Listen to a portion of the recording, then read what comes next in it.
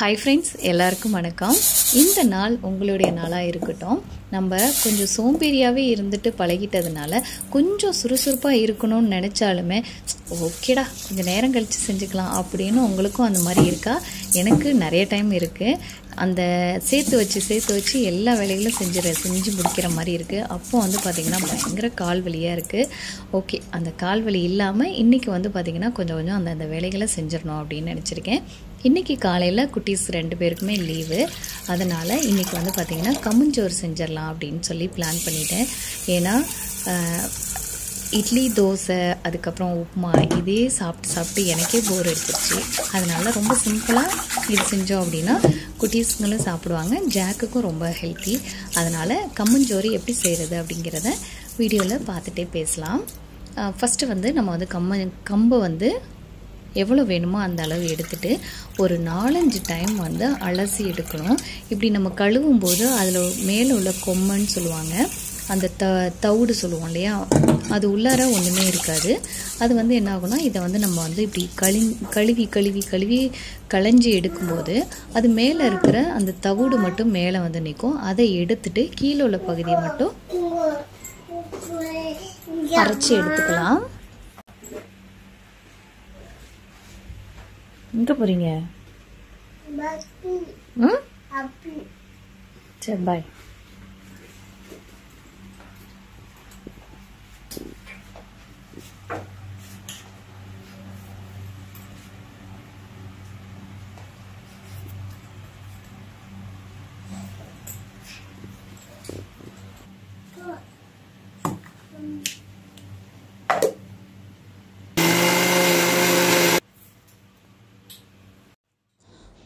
ரொம்ப நைஸாக அரைச்சிடக்கூடாது, அதுக்காக ரொம்பவும் குறக்குறன்னு அரைச்சிடக்கூடாது. மீடியம் சைஸில் நம்ம வந்து சாப்பிட்ற அளவுக்கு இருக்கணும்.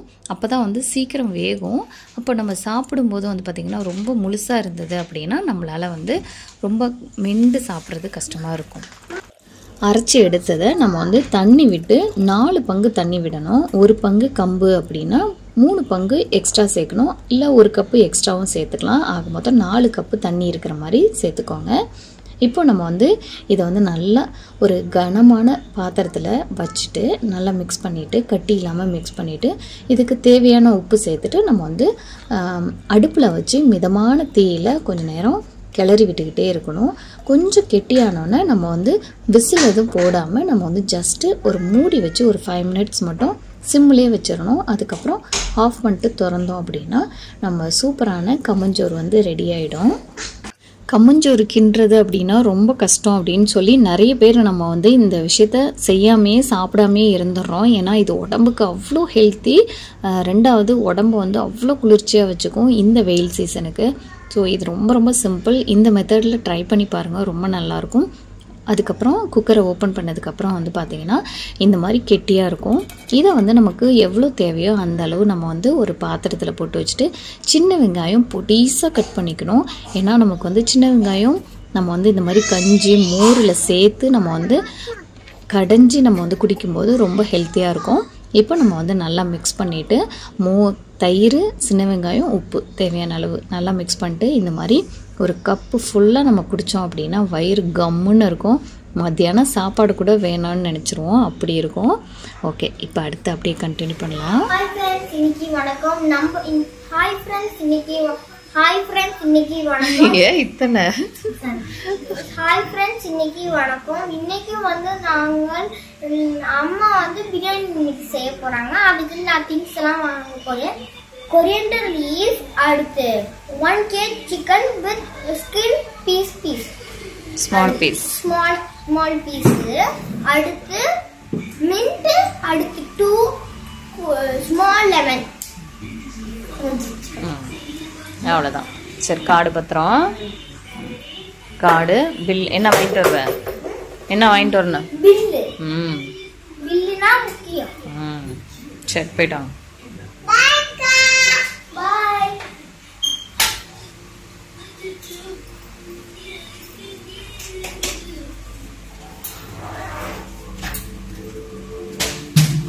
இன்றைக்கி வந்து பிரியாணி செய்ய போகிறேன். பிரியாணி வேணும் அப்படின்னாங்க. அதனால் இன்றைக்கி வந்து சிக்கன் போய் இப்போல்லாம் ஹர்ஷிதா தான் கடைக்கு அனுப்புறது. அதனால் எங்களுக்கு வந்து நெஸ்டோ சஃபாரிலாம் அவ்வளோவா போகிறதில்ல. இங்கே ஒரு 2 ரோடு க்ராஸ் பண்ணுற மாதிரி இருக்கும். அவளுக்கு போய் நல்லா ப்ராக்டிஸ் ஆகிட்டதுனால இப்போ வந்து நல்லா ப்ராக்டிஸ் ஆகிடுச்சு அவங்களுக்கு போயிட்டு வர்றது எல்லாம். ஹீல்ஸே போட்டு போறியாம்மா? பார்த்து தடிக்கிற போது கவனம். சரி சரி போயிட்டாங்க. அந்த பிங்க் எங்க அந்த செப்பல் போட்டு போனேன். சரி போட்டு போயாச்சு போடு. சரி பார்த்து கவனமாக ரோடு க்ராஸ் பண்ணணும். இந்த வரேம்மா. அப்படியா ரோடை பார்த்து கவனமாக க்ராஸ் பண்ணணும்.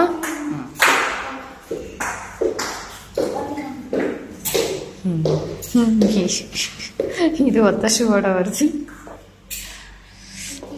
சரி சாமி 1 kg chicken with skin small pieces. Okay. Coriander leaf, mint, 2 lemon.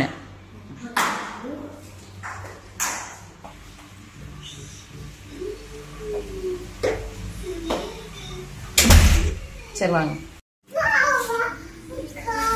வந்துட்டியா சாமி? பில்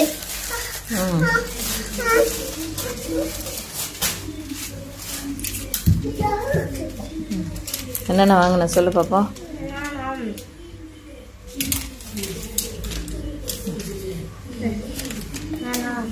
கொரியன் லீஃப், அடுத்து மின்ட், அடுத்து ஃப்ரெஷ் சிக்கன் பீஸ் கட். அதுல பீஸ் கட் இருக்கா? Chicken fresh chicken, fresh leaf, lemon India, fresh leaf, அடுத்து ஃப்ரெஷ் சிக்கன். Very good. அவ்வளோதான். எவ்வளோ ஆச்சு டோட்டல்?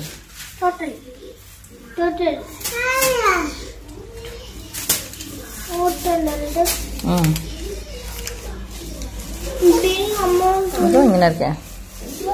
24-26. சரி ஓகே. இன்னுமோ சரி ஓகே. லெமன் இப்படி ஒட்டி கிடக்கு. சரி ஓகேடா தங்க பை. நான் அங்கே பாருங்க லெமன் வந்துச்சு. நான் அது கவர்லேயே பிடிச்சிட்டேன். இந்த பிள்ளைங்களுக்கு மட்டும் லீவு விட்டாங்கன்னு வச்சுக்கோங்களேன், சமைக்கிறது, குண்டாங்கல் ஓடுறது, துணி துவைக்கிறது, வீடை க்ளீன் பண்ணுறது, இப்படியே நம்ம வேலை செஞ்சே நம்ம முதுகு தண்டு உடஞ்சிருது. ஆனால் இந்த குட்டீஸுங்கெலாம் பாருங்களேன், காலையில் எழுந்திரிச்சாங்கன்னா நைட்டு வரைக்கும் இவங்களோட எனர்ஜி லெவல் அப்படியே இருக்குங்க. நிஜமாவே ரொம்ப சூப்பராக இருக்குது. ஓகே, இப்போ நம்ம வந்து பிரியாணி ரெடி பண்ணியாச்சு. இங்கே யாருக்காக போட்டு கொடுக்குறேன் அப்படின்னு பார்த்தீங்கன்னா, எப்போவுமே கீழே ஃப்ரெண்டுக்கு கொடுப்பேன். இன்றைக்கி ஃப்ரெண்டு வந்து வெளியே போயிருக்காங்க. இங்கே வந்து பார்த்திங்கன்னா நம்ம ஜாக்கோட ஃப்ரெண்டு வந்து இருக்காங்க. அவங்களோட ஒய்ஃப் ஊருக்கு போயிட்டதுனால நம்ம வந்து லஞ்ச் இங்கேருந்து அங்கே கொடுக்குறோம். இன்றைக்கி வந்து பார்த்திங்கன்னா சிக்கன் பிரியாணி, சிக்கன் 65, அதுக்கப்புறம் வந்து வெங்காயம் வந்து இல்லை. அதனால் வந்து பார்த்திங்கன்னா தேங்காய் இருந்தது. தேங்காய் துவையல், புளி துவையல்னு சொல்லுவோம். இந்த பிரியாணிக்கும் புளி துவையலுக்கும் வேறு லெவலாக இருக்கும். ட்ரை பண்ணி பாருங்கள். செஞ்சு பார்த்துட்டு எப்படி இருக்குன்னு எனக்கு சொல்லுங்கள். அதுக்கப்புறம் அவந்திகா வந்து அவளோட காது குத்தின வீடியோ பார்த்துட்டு அப்படியே உட்காந்துட்டு இருந்தா. பாருங்களேன், அவளுக்கு வந்து அந்த நம்மளா அது அப்படின்ற ஒரு இது இருக்குது. போடு போடுறாங்களா இங்கே? சரி சரி.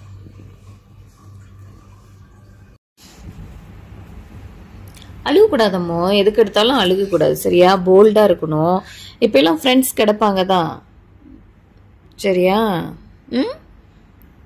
இன்னும் 5th வரைக்கும் ஒரு ஃப்ரெண்டோட பேசிகிட்டு இருப்பீங்க. ஒரு சில ஃப்ரெண்ட்ஸ் எல்லாம் இருப்பாங்க. 5th அப்புறம் நிறைய பேர் என்னன்னா அவங்கவுங்க ஊருக்கு போவாங்க. அப்போ எல்லாரும் பிரிஞ்சு போயிடுவீங்க. அப்புறம் திரும்ப 6th ஒரு ஃப்ரெண்ட்ஸ் கிடப்பாங்க. அவங்க என்ன பண்ணுவாங்கன்னா 6th 7th 8th வரைக்கும் தான் படிப்பாங்க. அப்புறம் திரும்ப வேறு ஸ்கூலுக்கு சேஞ்ச் பண்ணுவாங்க. நீயும் அப்படி தான் மாறுவ. ஊருக்கு போயா? நம்ம 6th மூட்டை கட்டிடலாம். நீ 5th முடித்தோன்னே டப்புன்னு மூட்டையை கட்டிட வேண்டியதான். இருந்தால் இப்போ இன்னைக்கு மூட்டையை கட்டி வச்ச பாரு, பேகை நேற்றைய கட்டி வச்சுட்டே இல்லை பேகெல்லாம். அந்த மாதிரி நம்ம வந்து மூட்டையை கட்டிடலாம் 5th முடித்தோன்னே சரியா? அடுத்து 5th முடித்தோன்னே 8th வரைக்கும் ஒரு ஃப்ரெண்ட்ஸ் கிடப்பாங்க. 6th 7th 8th. அதுக்கப்புறம் ஒரு ஃபீலிங் கிடைக்கும், சே அந்த ஃப்ரெண்டை மிஸ் பண்ணிட்டேனே, இவ இப்படி இருப்பாளே அப்படின்னு சொல்லி ஃப்ரெண்ட்ஸ் மிஸ் பண்ணுவோம். அடுத்து 9th 10th அது ஒரு 2 வருஷம் ஒரு ஃப்ரெண்ட்ஸ் கிடப்பாங்க. அப்போது ஒரு ஃப்ரெண்ட்ஸ் சர்க்கிள் இருப்பாங்க, ஜாலியாக இருக்கும். அப்புறம் 10th கொஞ்சம் கஷ்டமாக இருக்கும்.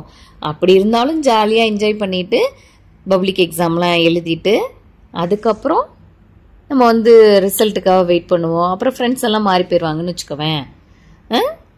அடுத்து தான் பெரிய ஒரு இது இருக்கும், 11th 12th. இதை மறக்கவே முடியாத நாளாக இருக்கும். ஏன்னு கேட்டேன்னா, உனக்கு இப்போ தானே தெரியுது, ஏன்னா இப்போ உன்னோட ஃப்ரெண்ட்ஸ் எல்லாம் இன்றைக்கி வந்து மிஸ் பண்ணதுனால நீ அழுகிறப்பாரு. அதே மாதிரி ஃபீலிங்ஸ் இருக்கும். 11th ஒன்றும் தெரியாது. 11th நல்லா ஜாலியாக என்ஜாய் பண்ணோம், நான் என் ஃப்ரெண்ட்ஸ் எல்லாருமே. அப்புறம் 12th வந்தோடனே அந்த ஒரு 6 மாதம் நல்லா போகும். இது வர கை வலிக்குது அம்மாக்கு. 6 மாதம் நல்லா போகும்டா 12th. அதுக்கப்புறம் என்ன ஆகும்னா, எக்ஸாம் 12th எக்ஸாம் நல்லா படிக்கணுன்ற ஒரு எண்ணமும் இருக்கும். அப்புறம் ஃப்ரெண்ட்ஸ் எல்லாம் மிஸ் பண்ணுறோமே, ஃப்ரெண்ட்ஸ் எல்லாம் அவங்கவுங்க ஊருக்கு போயிடுவாங்க. சில பேருக்கு வந்து டக்குன்னு கல்யாணம் பண்ணி வச்சுருவாங்க 18 வயசில். சில பேருக்கு வந்து வேற ஊரில் போய் காலேஜ் படிப்பாங்க. ஏன்னா 12th முடித்தோன்னே தான் காலேஜ் போகணும். அப்போது அந்த ஒரு 6 மாதம் இருக்கும் பாரு, அது ரொம்ப கஷ்டமாக இருக்கும். நம்ம ஃப்ரெண்ட்ஸ் எல்லாருமே ஃபீல் பண்ணியிருப்பாங்கன்னு நினைக்கிறேன். கமெண்ட்டில் போட சொல்லு. நீங்களும் இந்த மாதிரி ஸ்கூல் ஃப்ரெண்ட்ஸ் எல்லாம் மிஸ் பண்ணி ஃபீல் பண்ணுறீங்களா அப்படின்னு கமெண்ட்டில் சொல்லு. எனக்கு வந்து காலேஜ் ஃப்ரெண்ட்ஸை விட ஸ்கூல் ஃப்ரெண்ட்ஸு தான் இன்னமும் எனக்கு வந்து காண்டாக்டில் இருக்காங்க. அவங்கள இன்னமும் நான் ரொம்ப மிஸ் பண்ணுறேன். என் ஃப்ரெண்ட்ஸ் இன்னமும் நான் பேசிகிட்டு இருக்கேன். என்னோடய ஸ்கூல் ஃப்ரெண்ட்ஸ் 8th வரைக்கும் படித்த ஃப்ரெண்ட்ஸ்கிட்ட இன்னமும் நான் பேசுகிறேன். சரியா? அதனால் எப்போ யார்கிட்ட பழகுனாலும் உண்மையாக இருக்கணும், ஜஸ்ட் லிமிட்டாக இருக்கணும், அவ்வளோதான். அவங்களுக்காக நம்ம வந்து உண்மையாக இருக்கணுமே ஒழிய எல்லாத்தையும் விட்டு கொடுத்து போகக்கூடாது.